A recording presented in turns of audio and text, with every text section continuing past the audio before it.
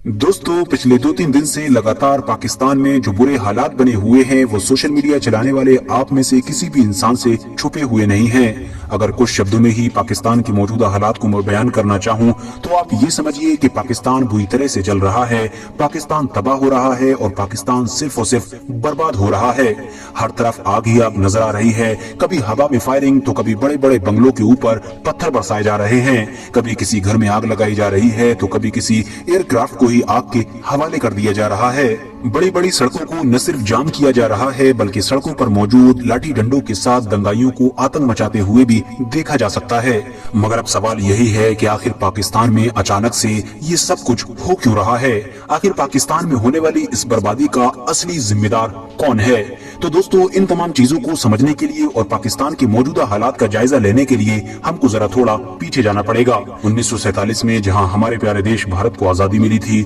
उसी वक्त ही भारत से अलग होकर एक नए देश का जन्म भी हुआ था और उस देश का नाम था पाकिस्तान। शुरू में तो इन दोनों पड़ोसी देशों में डेवलपमेंट के नाम पर काफी कंपटीशन भी देखने को मिला था। इवन कुछ वक्त तक के लिए तो पाकिस्तान भारत से काफी आगे भी नजर आता था। मगर फिर धीरे धीरे हालात बदले और फिर अचानक से पाकिस्तान जहां एक तरफ नीचे की तरफ जाने लगा और बर्बादी की तरफ बढ़ने लगा, तो वहीं दूसरी तरफ इंडिया ने बड़ी तेजी के साथ अब तरक्की की तरफ बढ़ना शुरू कर दिया और ऐसा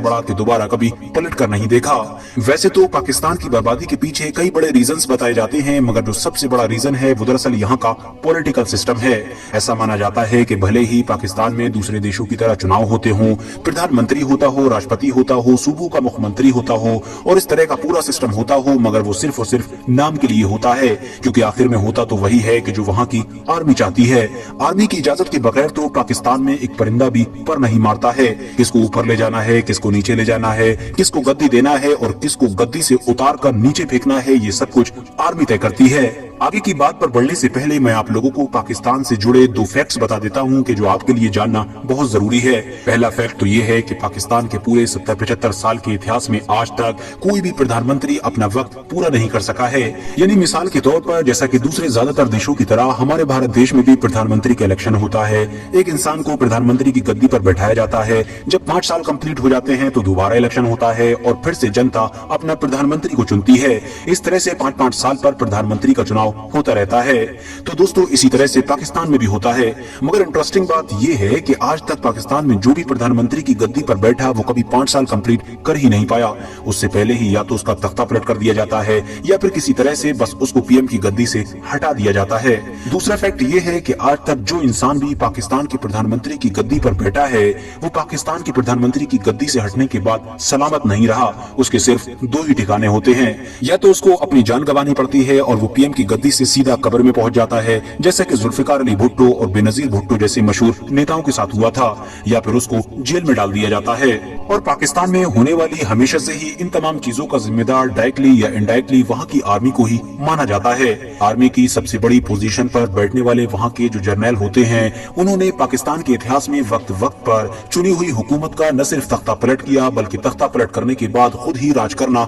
शुरू कर दिया। एक लंबे वक्त तक राज किया और फिर जब इंटरनेशनल प्रेशर बढ़ने लगा या फिर कभी कभी जब खुद का भी मूड हो गया कि अब इलेक्शन हो जाना चाहिए, तो वहां पर इलेक्शन भी करवा दिए। जब लोगों ने अपना एक प्रधानमंत्री चुन लिया और उस प्रधानमंत्री को गद्दी पर बैठे हुए कुछ वक्त गुजर गया, तो फिर से एक आर्मी जर्नल ने उसका भी तख्ता पलट कर दिया और इस तरह से एक बार फिर से अब आर्मी ही पाकिस्तान को चलाने लगी। पाकिस्तान में हमेशा से ही यही होता आया है और मुझे उम्मीद है कि ऐसा करने वाले बहुत सारे लोगों में से जनरल मुशर्रफ या फिर जियाउल हक जैसे लोगों का नाम तो आप लोगों ने भी सुन ही रखा होगा। पाकिस्तान की आर्मी का पाकिस्तान की राजनीति में कितना ज्यादा अमल दखल है और वो लोग कितने ज्यादा पावरफुल हैं, इस चीज का अंदाजा आप लोग सिर्फ इस बात से लगा सकते हैं कि पाकिस्तान का जो भी पूरा 70-75 साल का इतिहास रहा है, उस पूरे वक्त में से 50% वक्त तक तो सिर्फ और सिर्फ पाकिस्तान पर आर्मी ने राज किया है। उसके अलावा बचा हुआ जो 50% का वक्त है, उसमें लोगों का चुना हुआ प्रधानमंत्री तो बैठा, मगर वो भी आर्मी के ही इशारे पर चलता रहा। यानी अगर चुनाव के जरिए से लोग अपने किसी प्रधानमंत्री को गद्दी पर बैठाते भी हैं, तो वो इंसान भी चाहकर या ना चाहते हुए भी वही करता है कि जो ऊपर आर्मी पर बैठे हुए लोग चाहते हैं। फिलहाल अब अगर बैकग्राउंड को छोड़कर करंट सिनेरियो के बारे में बात करें, यानी पाकिस्तान की मौजूदा हालत के बारे में बात करें कि आखिर ये सब कुछ कैसे हुआ, तो मैं आपको बता दूं कि इसकी कहानी भी सन 2018 से शुरू हो गई थी। 2018 में पाकिस्तान के पूरे इतिहास के सबसे मशहूर नेताओं में से एक नेता यानी कि इमरान खान की एंट्री हुई थी। इमरान खान को लोगों ने भारी मतों से जिताया था, अपना भरपूर सपोर्ट देकर उनको पाकिस्तान का प्रधानमंत्री बनाया था। शुरू में तो इमरान खान का सब कुछ बढ़िया चलता रहा, मगर हालात उस वक्त बदलना शुरू हुए जब इमरान खान ने अपनी इंटरनेशनल पॉलिसी में एंटी यूएसए यानी एंटी अमेरिका रुख अपनाना शुरू कर दिया। वो अक्सर मंचों पर देखा जाता था कि यूएसए के खिलाफ बोलते थे, इजराइल के खिलाफ बोलते थे, इसके अलावा रशिया जैसे उन सारे देशों से भी नजदीकियां बढ़ाने लगे थे कि जो दरअसल अमेरिका के विरोधी माने जाते हैं। इतना ही नहीं, वो रिलीजन यानी कि इस्लाम को लेकर भी काफी सीरियस ओपिनियन रखा करते थे। अक्सर वो नेशनल और इंटरनेशनल लेवल पर इस्लाम को लेकर बहुत ज्यादा स्पीचेस दिया करते थे। इतना ही नहीं, वो तो पाकिस्तान को फ्यूचर में रियासत मदीना तक बनाने का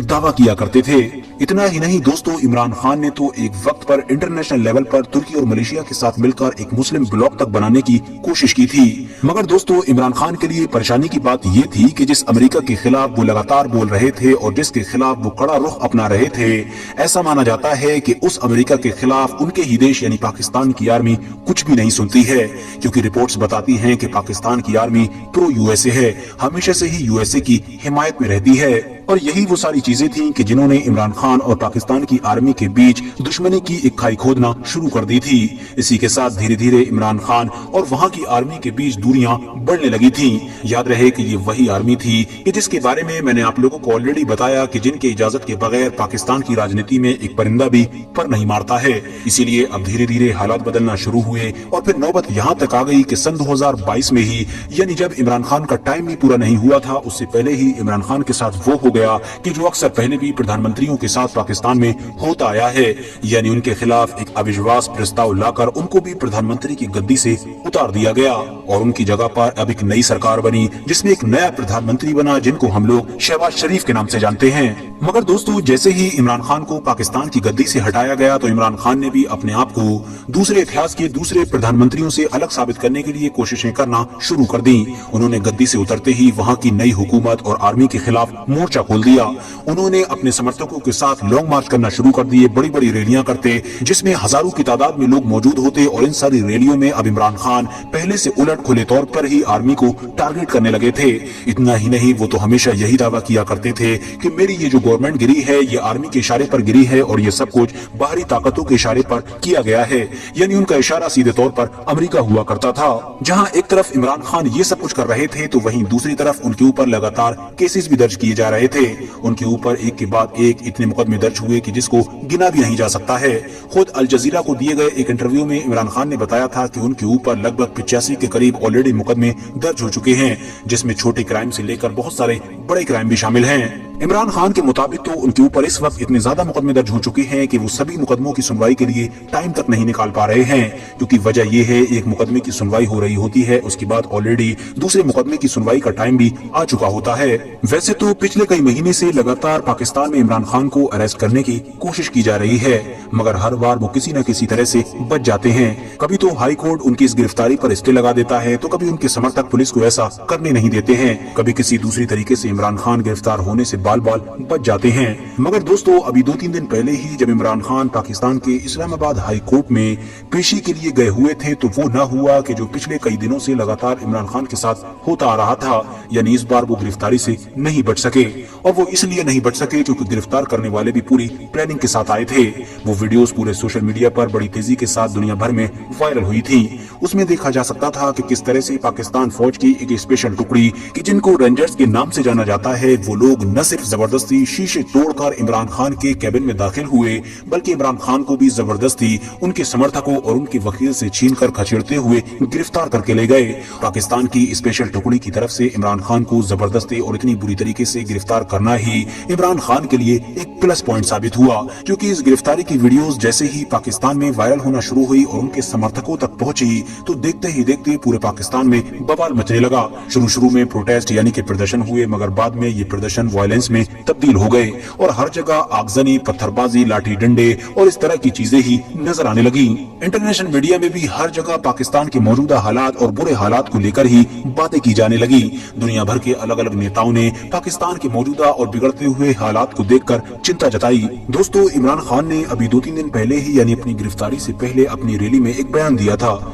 जिसमें उन्होंने खुले तौर पर हमेशा की तरह आर्मी पर तो इल्जाम लगाया ही था, साथ ही साथ वहां की जो खुफिया एजेंसी है यानी कि ISI, उसके भी एक बड़े अधिकारी और ताकतवर अधिकारी के ऊपर ये इल्जाम लगाया था कि उस इंसान ने मुझको 2 बार मारने की कोशिश की है। इसके जवाब में पाकिस्तान के मौजूदा प्रधानमंत्री यानी शहबाज शरीफ का भी ट्वीट आया था, जिसमें उन्होंने कहा था कि इमरान खान हमेशा से ही हमारी आर्मी और हमारी जो इंटेलिजेंस टीम है उसके ऊपर इल्जाम लगाते रहते हैं और ये इल्जाम वो बिना किसी सबूतों के लगाते हैं, इसलिए वो याद रखें कि उनको भी बख्शा नहीं जाएगा। और यकीनी तौर पर लोगों ने देखा कि बहुत जल्द ही इमरान खान गिरफ्तार भी हो गए। हालांकि दोस्तों, इस्लामाबाद पुलिस की तरफ से ऑफिशियली ये कहा गया है कि इमरान खान की ये गिरफ्तारी दरअसल अल कादिर ट्रस्ट वाले केस को लेकर हुई है। आपको बता दूं कि इमरान खान के ऊपर जितने भी अलग अलग केसेस लगे हुए हैं उनमें सबसे ज्यादा चर्चा अल कादिर ट्रस्ट और तोशाखाने वाले केस को लेकर होती है। फिलहाल इमरान खान की जब इस अजीबो गरीब गिरफ्तारी के बाद पाकिस्तान के हालात हद से ज्यादा बुरे हो गए तो फौरन हाईकोर्ट में सुनवाई की गई। हाईकोर्ट ने भी इमरान खान की इस गिरफ्तारी को